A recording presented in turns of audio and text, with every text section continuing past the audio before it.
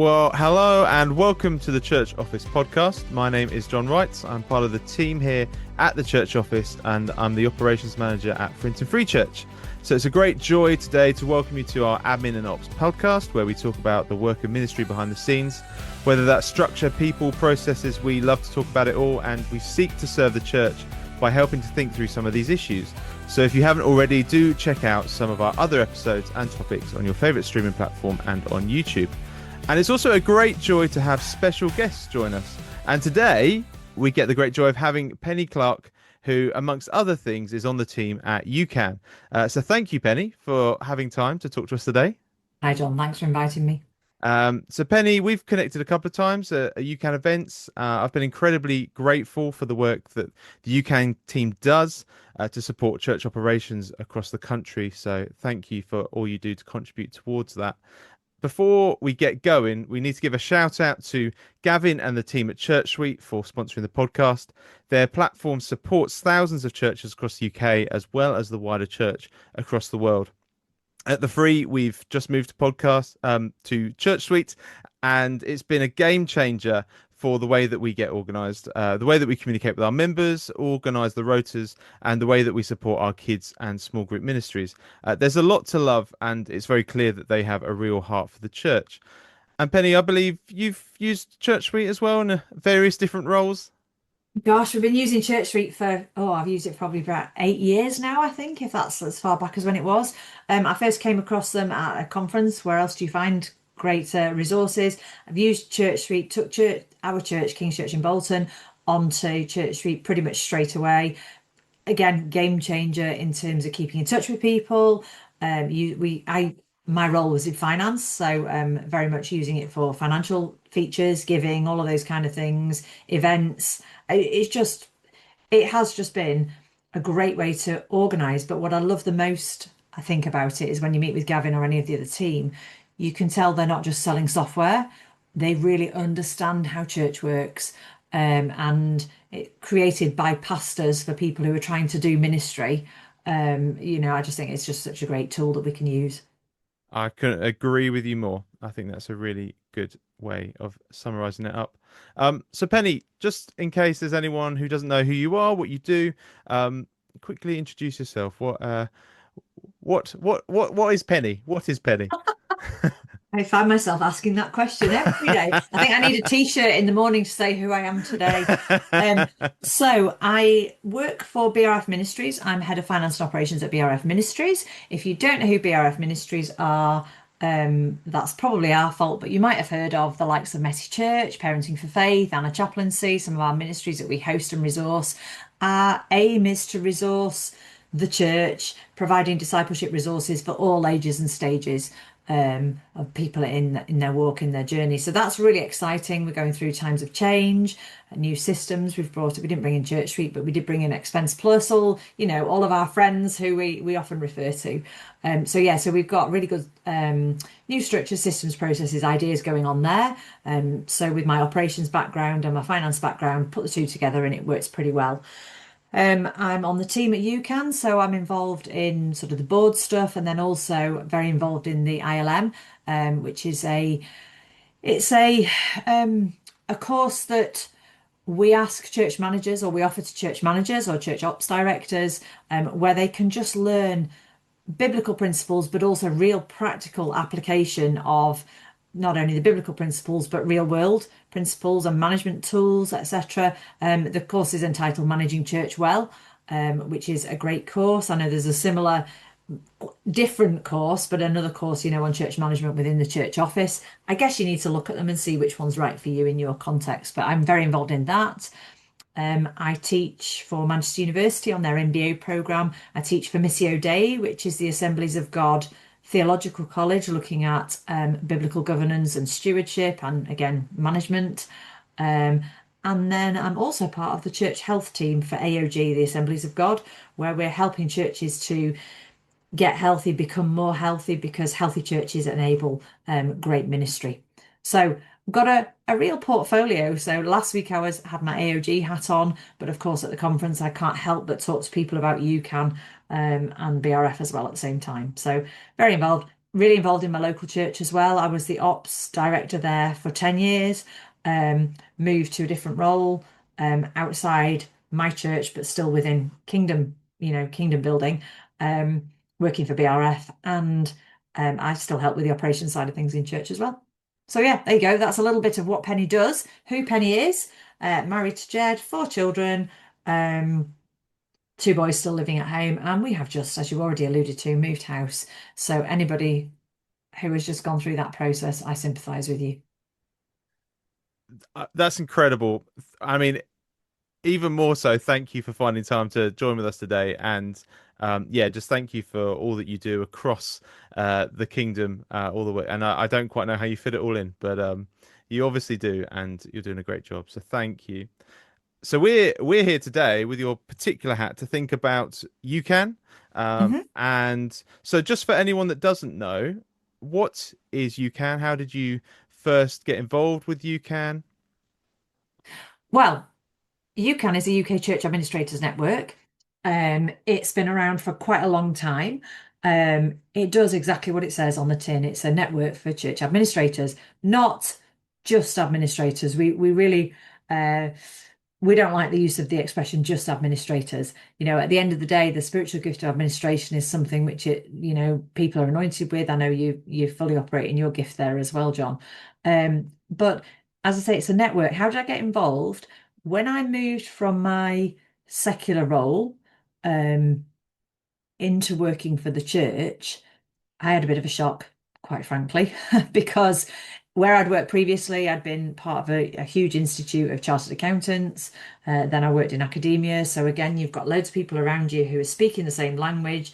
Moved into church world, and it's a whole new language and a whole new way of doing things. And um, we're talking maybe about 15 years ago. So the systems and structures and processes are not quite as they are now. Um, and all of a sudden, I thought, I need to find a new tribe. I need to find some people who get me, who understand that spiritual gift of administration, although at the time I wasn't really aware of what that really meant. But then I suppose I looked around and went, who are church administrators? Who do I connect with? Found UCAN and started going to a couple of conferences, just reading the resources, so many resources on there. And obviously it's changed quite a lot since then. And it's grown and it's multiplied, and the network's there, but the network exists to make sure that administrators have got people to communicate with, to be in network with, to be in relationship with, because it can be a really lonely place being in church administration. I had the privilege of working in quite a large church, which had a relatively big staff team. But some of the administrators we come across, they might be the single administrator in a parish of 3 churches. Their line manager is a vicar who has had no management training, no administration experience. They're all just muddling through. So it's great to have people to bounce ideas off, to ask advice from, to get wisdom and guidance from, and ultimately fellowship with as well. That's really helpful. Thank you. And I certainly reflect on when I was initially stepping into church operations and during that interview process, like you, just thinking about where's the support network? Actually, you Mm, could be fooled into thinking, um, it's quite a niche being in church operations. Actually, there's lots of people across the country doing very similar jobs. Each church is yeah, different. of Each church has its own uniqueness, course it is. but how refreshing it was then to go to that first UCAN conference after I first stepped into that role and talk to people in similar sorts of positions, doing similar sorts Yeah. of roles, and think actually there are people across the country that are sort of tackling similar things that I'm doing. So I I've think as well, when you face a challenge, you need to find somebody who understands the same challenge as you, but then also somebody who's going to celebrate your successes, where you realize you've done something and you sort of might turn to somebody in church and they've no idea what it took for to make that happen or for that event to come off. You speak to another church operations manager and they go, "Yeah, I get your pain. Totally get it. Well done. Keep going." That's a brilliant example. No, that's really good. And so you very helpfully touched upon some of the various different things that UCAN does, the conference and some of the small group stuff. But so in terms of just an outline of the different ways that people could get involved with UCAN, what does that look like? So a lot of those things I've commented on, they're probably more the high profile, big ticket items. Um, At grassroots, we're a network for church administrators and ops people. So local groups are incredibly important to us. We've got two wonderful people work in the office, and their role is to engage with the network and reach out to administrators and connect them. So a local group would be regionally organised, where it doesn't matter what your denomination is. If you're a church administrator, you're welcome at that group. There might be a topic to discuss. It might just be a cup of tea and a chat. Sometimes they have to go online because it makes sense, in terms of timings, etc. But having that mutual support and the network of people, so that's the first touch point, if you like. There's a website that's got loads of resources on there. We do tapas training, so bite size training for church administrators, and then we do something called a virtual roundtable for church managers. The reason we distinguish between the two is because they are different roles and they do have different challenges and different decision making authority and all of those kind of things. It's not a ranking, it's just they're different roles, aren't they? So the roundtable yesterday, for example, we had a roundtable where we were looking at how to manage well the relationship between shepherds and stewards, but essentially church management and spiritual leadership. And there is a tension, but let's name the tension, understand why the tension exists, and then say, and what's our part to play in how do we manage that and how do we do it well. So the roundtable's there every other month. There's usually a guest speaker in for that one. We have the work of a church administrator, which is a distance learning course. We have the in-person course, which is the managing church well. We have altitude training, which is looking a lot more about how internally, how do I manage myself? How do I show up? How do I how do I best relate with other people and understand why they might be responding in a particular way? So altitude training. We have, I know this is like the shopping list. I'm trying to memorize the menu here. We have every other year, we have residential conference, which is coming up in June this year. And then the alternate year, we have a D conference. Last time, I think the one you went to, did you go to both of them? We had one in the north and one in the south. I was in Manchester actually. I was going to say Manchester, very close to me. I'm in It was Bolton. brilliant. Yeah, it was. Well hosted, thank you, in Sale.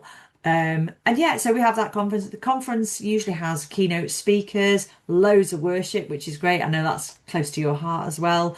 But just great to work to see what the church in action looks like, because when you've got people from different kinds of church context, it's so great to worship alongside and realize that it doesn't matter how we do things, God's still God and He's still in charge.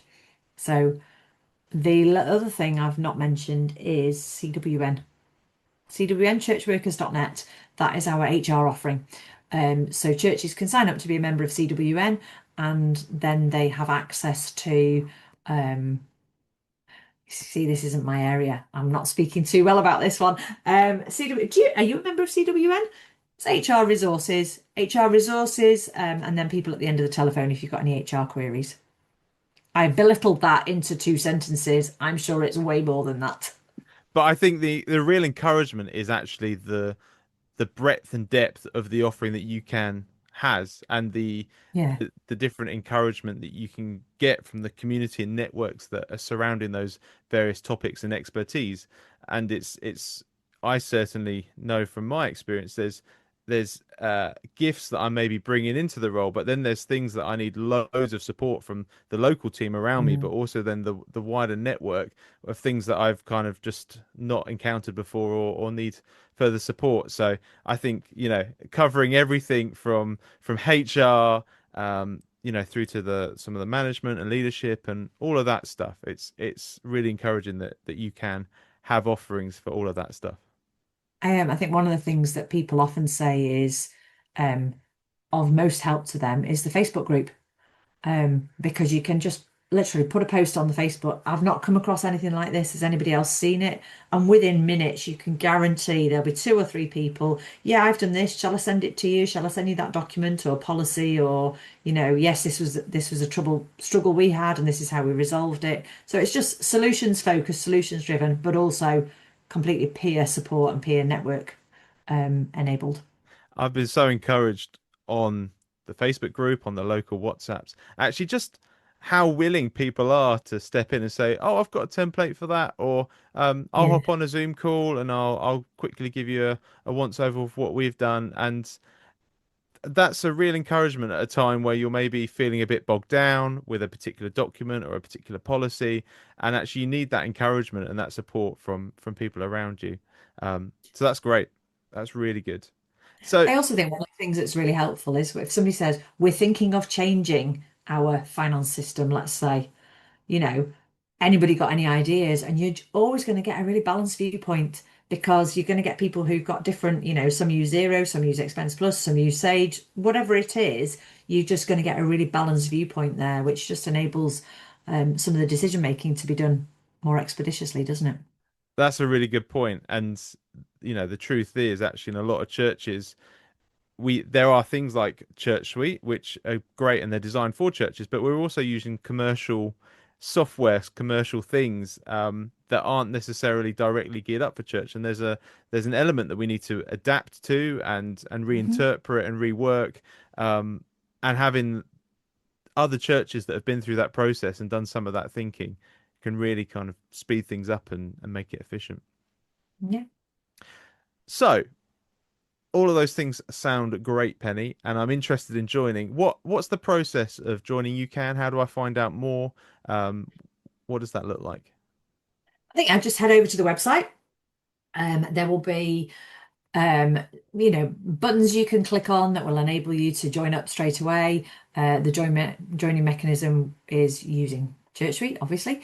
But then you probably want to speak to somebody, you probably want to speak to either Maria or Verity, who will, put an inquiry in. They will get back to you and they will talk through whether this is something which is, what's the beneficial level to enter at? Is it the administrator level or is it the church manager level? Because there's always disparity over different names and titles and things, aren't there? So how would you most benefit from a membership of UCAN? Off the top of my head, I don't have a memory of the membership rates. It is a subscription service, but it's an annual subscription and it's pretty reasonable. Um, I really should have looked that up before I came on, shouldn't I? Oh well. Edit that bit out if you want to. People can head to the UCAN website. All of the information's there. Yeah. And do you have to be a member to come to something like the conferences, or is there a separate rate for that for people that aren't members? Because we believe in the value of membership and the network, we ask that you're a member before you come to conference. Yeah. Yeah, that's great. Brilliant. So you'd be talking probably um, less than £25 per person to become a member anyway. I'm going to look these rates up now because I'm showing my ignorance, aren't I? They're You keep very, talking and I'll very find out. reasonable, very reasonable Thank rates. you. And as part of that as well, you get the access to the small groups and the round tables. And we'll continue to talk about some of those things as well and the benefits that they prove. Yeah, so I found it. £35 a year for a church administrator in a non-managerial role. And then, hang on, how to become a UCAN member. To become a manager, it's £75 a year. So less than £1.50 a week to have access to all of those things. I would say that's worth it, That's a bargain, I say. isn't it?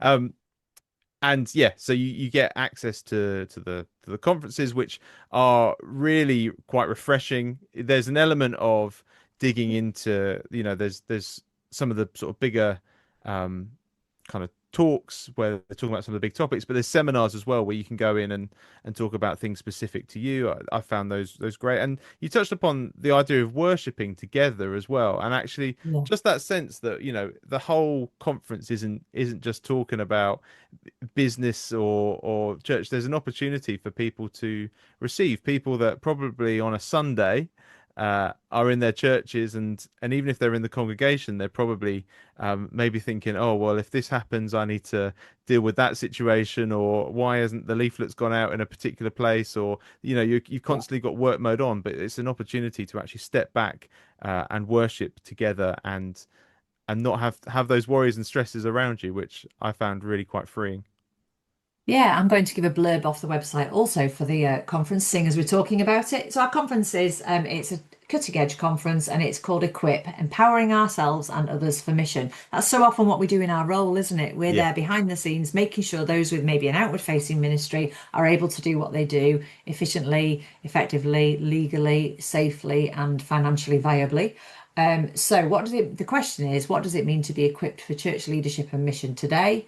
We're exploring leadership that helps us to grow, empowers teams, and enables mission. And the idea is when you've been there a couple of days, you will leave strengthened, ready to inspire your team and make mission a reality in your church. Well, if that isn't worth going to as part of our role, I don't know what is. And I'd say that's an accurate reflection as well of certainly the conferences I've been to. Actually, that you go through different stages, don't you, in ministry where perhaps you're working quite effectively, or you're approaching elements of burnout, or maybe you're kind of in a Mm. slightly quieter period of ministry and you're kind of in a slight recovery period. But wherever you are in those stages, um, it's important to take that time out to actually reflect over the past year or the past season, and think about that time ahead, and that really gives you that opportunity to do that. And I suppose if you think about it, your colleagues in church would get to go to conferences or leadership training and things like that. This is real investment of your time in your own spiritual well-being. It's not a conference about spreadsheets, which is what my church pastor thought it was the first year I told him I was going. No, we're not going to discuss spreadsheets. We're actually going to worship. We're going to pray together. We're going to study the Bible together. We're going to have a really good time in God's presence and in each other's company. But then there are seminars, so you will get to see some of the really useful other providers out there. You might want to go to a seminar on building. You might want to go to building management. We've had people there. I think we've got one this year on AI, the use of AI that will help us in our workplace. So there's always good stuff there, plenty to choose from. We usually hear there weren't enough seminars. We wanted to go to so many of them, they were too difficult to choose from. Yeah, the choice is incredible, and also the people that are delivering those seminars Mm, are experts in that field. You know, yeah. they're really bringing something incredible to it. So yeah, it's a brilliant opportunity. And also just talking about then that some of the local regional groups as well. I know um, my regional group we're meeting up in a couple of weeks' time, and then what an encouragement that is as well on a smaller level, more regularly to be Mhm. meeting up and talking about sometimes they're issues that are affecting us more locally, or perhaps it's just a time of encouragement and prayer, and it's great that that's part of the UCAN ethos as well. Yeah. Yeah, I mean, it started as a network for administrators. So the idea was, local groups, etc. We have tried to do it alternate ways, but there is no, um, there's no alternative, is there, to meeting in person? I know we can do things online, but it's not the same. No, absolutely. And then I guess the other element for us to dive into, and this is something I haven't made best use of, but is the round table discussions and some of those that happen online. And there was one, I believe, was it yesterday? There was a round table yesterday There was a round table yesterday. Well, I don't know when this podcast's going out, but it was yesterday for me when we're talking about it for today. Yeah. recording. Yes. Yeah. Yeah. So we did the I thought I was speaking about mission enabling governance. Okay, which is a topic I teach on quite a lot. When I got my title, it was Shepherds and Stewards, How to Manage the Relationship Between Church Leaders, Yes. which was a brilliant conversation because we were able to talk. So the way the roundtable works is we'll have a 10-minute there'll be a spiritual input, and then separately you will have a guest speaker or an internal speaker, whoever. We'll do 10 minutes of input, 10 to 15 minutes of input, and then a breakout room where you could perhaps discuss what you've just heard, another 10, 15 minutes of input, and then a final breakout room, and then a bit of a wrap up at the end of what have people learned, how's it been helpful. So we looked at, first of all, what the difference is between sort of spiritual responsibility and the legal responsibility. So quite often you might come across a tension between, for example, trustees and elders or PCC and the vicars or whatever it is. And quite often that's because of the difference in roles and difference of responsibilities and not understanding the other person's roles and responsibilities. So, for example, a pastor or a minister might see an opportunity and think, we've got to do this now. Whereas an ops manager or a trustee might say, yes, but have you checked out safeguarding? Is it sustainable? Is it viable? Can we afford it? Etc. So you thinking from a different perspective. So we looked at, how do we, if we're involved in role and task, which so many of us are in terms of our operational roles, can we lift our heads up and see how does this fit with the bigger vision? Are we enabling ministry to happen? So if we can do that, but then also to help those with the visionary responsibility and the spiritual responsibility to understand, yes, I know you want to do that event tomorrow, but you're asking me to get 500 volunteers and 26 new styles of t-shirts and all the social media out by tonight. It's quite a lot to do, so can you help me, or can you give me an idea of how to do it? Or, we don't want to be saying no all the time. We want to say, well, yes, you can, but these are some of the things you need to think about. So that was the first section. The second section, we then looked at 5 different fault lines where there might be a tension. What would create that tension? And then personally, what can we do about that? What's our part in helping, whether it's to understand somebody else's role differently or helping to educate, or not in a patronizing way, but just in a, actually, I need to understand where you're coming from, and the weight that you're carrying as a pastor or a minister is very different to the operational role that I hold. Not not different in terms of rank order of priority, but actually the spiritual responsibility can sit in tension with the legal or the operational responsibilities. And there has to be a healthy relationship between the two, because that way the church can be healthy and ministry can happen well. That's such a important conversation to have, I think. Mm. And I think there's probably a lot of people listening that have felt that tension, certainly at some point, if not in a current situation. Um, what would you encourage someone that was maybe feeling in that position, that they're trying to sort of balance those sort of tensions within a church? What would be your encouragement to them? And encouragement. So, from an encouragement point of view, God's placed you where you are, and you have skills and gifts that God has given to you to do your role. And that might mean that you have to sort of wade in there and say, we haven't thought about the safeguarding, or what about health and safety?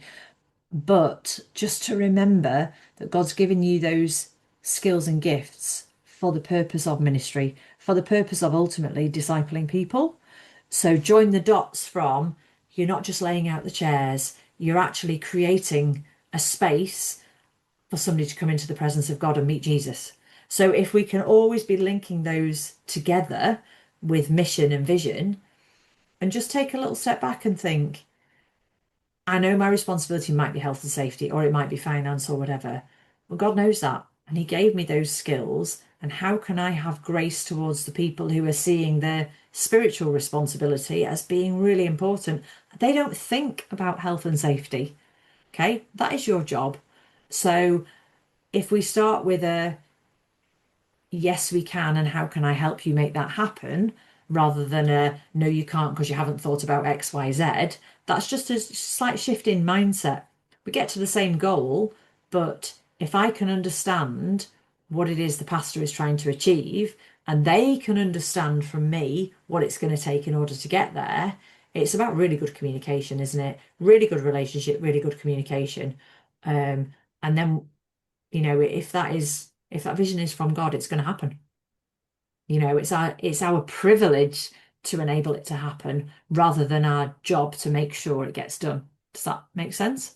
No, Bit that of a makes a lot difference of there. sense. Yeah, absolutely. It's that almost that kingdom mindset, isn't it? And actually Totally. looking at the bigger thing. And I know in my role, there'll be a big exciting opportunity on the horizon, and then ticking in the back of my head, I'm like, oh my word, how are we going to make this happen? Mm. How are we gonna resource this? How are we going to organize this? But I guess I'm encouraged by the way that God enables that, and he's able to use the resources that we do have, and what we dedicate to him. So I think that's one of the encouragements and one of the great privileges of working in the fields that we work in. Yeah, definitely. Well, I know you're incredibly busy, Penny, so thank you so much for your time today. Thank you for sharing about UCAN. And of course, if this sounds like something that anyone listening wants to get involved with or wants to learn more about, head over to the UCAN website and get in touch with the team. I'm sure they'd love to talk to you. And Brilliant. I hope it all goes well at the conference, Penny. I'm sure it will. I'm sorry you can't be with us this year. Oh, I'm gutted to not make it this year, but yes, I trust that it will be well, and I look forward to hearing about it when it's happening. Brilliant. Thank you. Bless you, Penny. Thank you so much for joining us this morning, and I'll see you very soon. Thank you.